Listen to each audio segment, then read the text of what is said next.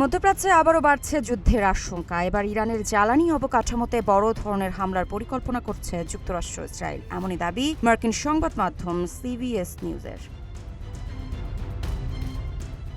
প্রতিবেদনে বলা হয়েছে, সপ্তাহান্তেই শুরু হতে পারে এই পর্যন্ত সবচেয়ে বড় হামলাগুলোর একটি। সম্ভাব্য লক্ষ্য হিসেবে রয়েছে বিদ্যুৎ কেন্দ্র, তেল শোধনাগার সহ গুরুত্বপূর্ণ জ্বালানি স্থাপনা। তবে এখনও চূড়ান্ত অনুমোদন দেননি মার্কিন প্রেসিডেন্ট ডোনাল্ড ট্রাম্প। যদিও একাধিক মার্কিন সূত্রের দাবি, সম্ভাব্য অভিযানের বিষয়ে ইসরায়েলকে জানানো হয়েছে এবং দুই দেশের সামরিক বাহিনীর মধ্যে সমন্বয় চলছে।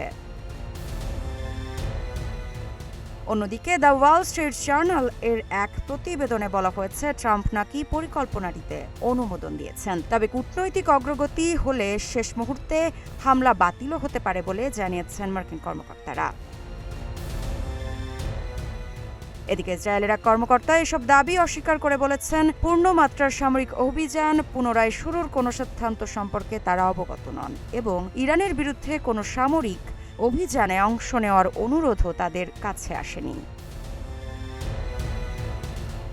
তবে হোয়াইট হাউস জানিয়েছে, ক্যাম্প ডেভিডে অনুষ্ঠিত বৈঠকে ট্রাম্প জানিয়েছিলেন, আমার দায়িত্বে থাকাকালে ইরান কখনোই পারমাণবিক অস্ত্রের মালিক হতে পারবেন না। পরে সাংবাদিকদের সঙ্গেও তিনি বলেন, আমরা ইরানকে খুব কঠোরভাবে দমন করব।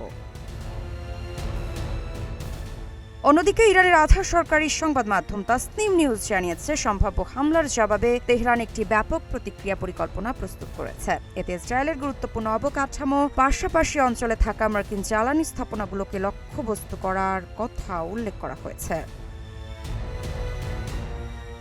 বিশ্লেষকদের মতে, যদি এই হামলা বাস্তবে রূপ নেয়, তাহলে মধ্যপ্রাচ্যের চলমান উত্তেজনা আরও ভয়াবহ রূপ নিতে পারে এবং এর প্রভাব বৈশ্বিক জ্বালানি বাজারেও পড়তে পারে। তবে এখন পর্যন্ত সম্ভাব্য হামলার বিষয়ে যুক্তরাষ্ট্র বা ইসরায়েলের পক্ষ থেকে আনুষ্ঠানিকভাবে কোনো চূড়ান্ত ঘোষণা দেওয়া হয়নি।